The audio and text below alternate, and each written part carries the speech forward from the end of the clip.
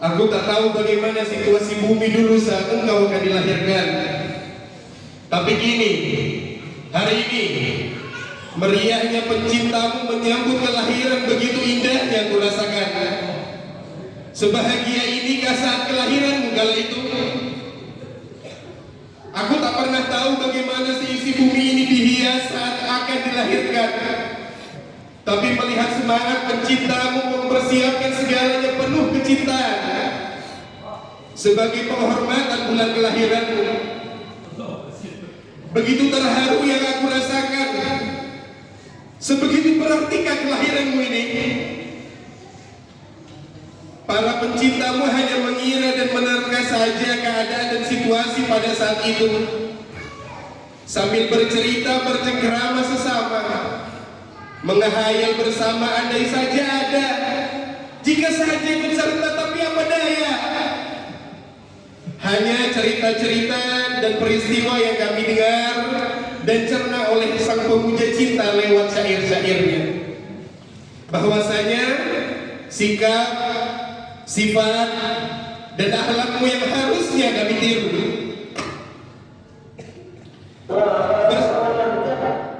Bersabar jika cobaan datang mengganggu, menolong siapa saja yang meminta bantu, tersenyum pada sesama bila bertemu akan mendapatkan rasa yang indah juga kedamaian kalbu. Maka dapat dipastikan bahwa engkau suri tauladan yang pantas untuk ditiru.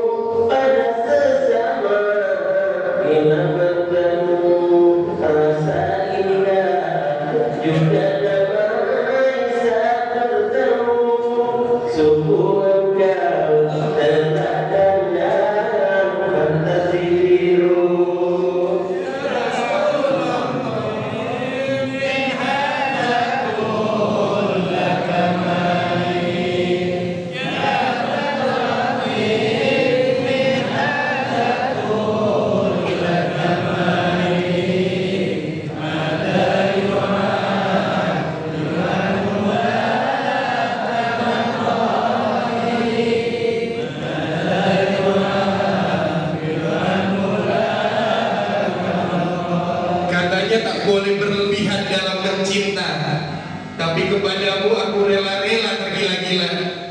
Katanya jangan mau jadi budak cinta, namun kepadamu aku rela jadi sahaya. Ada bahagia yang tak tanggung-tanggung ketika membayangkan kegantengan dan kesempurnaanmu. Bahkan lantunan indah pemujamu saja tertulis bahwa engkau tercipta dari cahaya Allah. Dan dikatakan pula kegantengan Nabi Allah Yusuf juga karena cahayamu. Perihal membayang itu saja aku merasa makhluk paling beruntung, karena semua tak dapat dan tak rasakan sensasinya. Bahkan ketika Allah menciptakanmu saja aku berpikir mungkin Allah sedang begitu bahagianya. Aku hanya sedikit menebak saja, sebab setiap kali menghayalkan kebersamaan bersamamu, aku bisa merasakan surga penuh kehangatan. Jika doa seperti halnya kata-kata cinta, entah bagaimana cara semesta menyusunnya hingga menjadi cerita terbaca begitu sempurna. Tidak ada yang ku mau selain engkau, hanya engkau ya Rasulullah telah mampu mencukupkan seluruhku. Sekarang, detik ini, saat ini, dapat dan boleh ku katakan, sungguh seluruh waktuku akan kuberi untuk memberikan segalanya yang terbaik untukmu. Menyebut namamu, mendatangi perayaanmu, bercerita lebih banyak tentangmu. Bukankah cinta memang seharusnya begitu? Aku memberimu segala terbaikku, lalu harapku engkau mengakui cintaku. Ya, setelah ini, setiap hari aku ingin terpejam dan terbangun dalam keadaan aku selalu mencintaimu. Sebab harapku satu, kelak sesudah alam dunia ini, aku dan dirimu bertemu.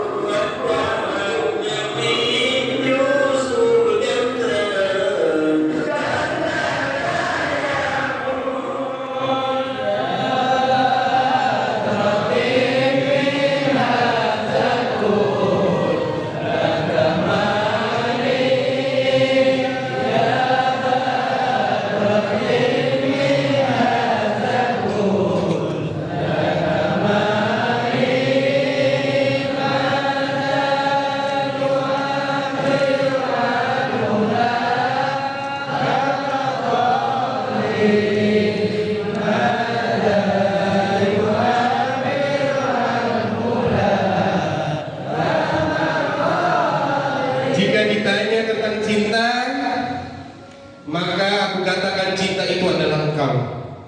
Karena engkau cinta sebenarnya. Darimu cinta tercipta dan hanya yang diridhoi yang merasakan cinta. Bahkan di dalam sabdamu, kau mengajak semua umatmu untuk dapat mencintaimu. Aku tak pernah setuju pada mereka yang mengatakan bahwa cinta butuh pengorbanan. Karena dalam cinta yang ada hanya kerelaan tanpa paksaan. Aku tak sepakat pada yang mengatakan dia sanggup mati untuk yang dia cinta. Karena bagiku aku ingin terus hidup untuk mencinta dan bersama dengan yang kucinta. Tapi, apakah itu benar sejatinya cinta? Apa itu cinta yang kupunya tidak salah? Lalu siapa yang dapat mengatakan cinta itu benar jika itu salah? Atau cinta itu salah jika memang benar? Ketika cinta itu ada, harusnya seperti apa merawatnya? Harus ada apa saja di dalam cinta? Apa bentuk cinta? Jika dipikir, cinta yang tadinya aku ungkap rasanya tak pantas jika dikatakan cinta. Sebab di dalam kisah nyata, jika sehari saja seseorang pencinta tak bertemu dengan yang ia cinta, ia akan merasakan gelisah. Lalu, aku yang sudah lama mengaku cinta, sudah banyak waktu dan hari yang dilewati terasa biasa saja tanpa rasa gelisah. Hanya waktu-waktu tertentu aku dapat mengatakan dan mengingat cinta. Maafkan kami ya Rasulullah, kami malu, kami malu. Maafkan kami ya Rasulullah.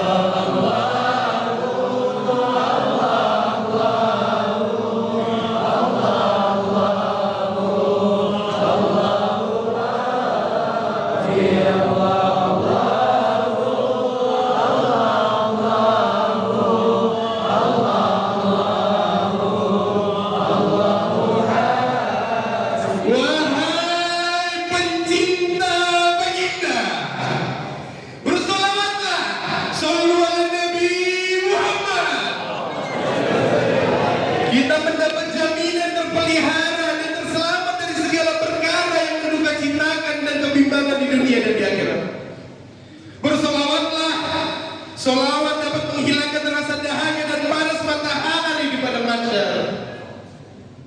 Menegurkan tapak kaki ketika melalui titian siratal mustaqim. kekasihku, kecintaanku, alamin. Engkau yang belum pernah kutemui sosoknya, yang belum pernah aku lihat wajahnya, tapi lewat kehadiran salah satu dzurriyyahmu yang Allah takdirkan pula untuk menjadi guru hati, untuk mengenalkan kepada Allah dan baginda, yang selalu berhasil membuat aku merinding takjub kalau memandang wajah mulianya. Keturunanmu saja begitu menyejukkan ketika dipandang. Lalu bagaimana dengan engkau ya Rasulullah, sang pemilik wajah yang lebih bersinar daripada rembulan? Bisakah aku berkesempatan untuk melihatmu ya Rasulullah? Wahai para pencinta Nabi, bahkan para malaikat berjanji, sesiapa yang membaca salawat kepada Nabi Muhammad setiap harinya sebanyak 10 kali, malaikat Jibril akan membimbing tangan kita membawa melintasi jembatan Sirat.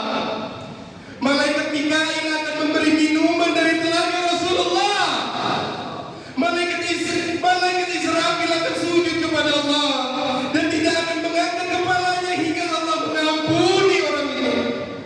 Malaikat Israel akan mencabut roh kita dengan selembut-lembutnya seperti mencabut roh nabi-nabi bila kita akan kembali. Harus kita akui, kita adalah pemulung untuk mencari dan meminta syafaat Nabi agar kita dapat pertolongan dari Sang Maha Segala.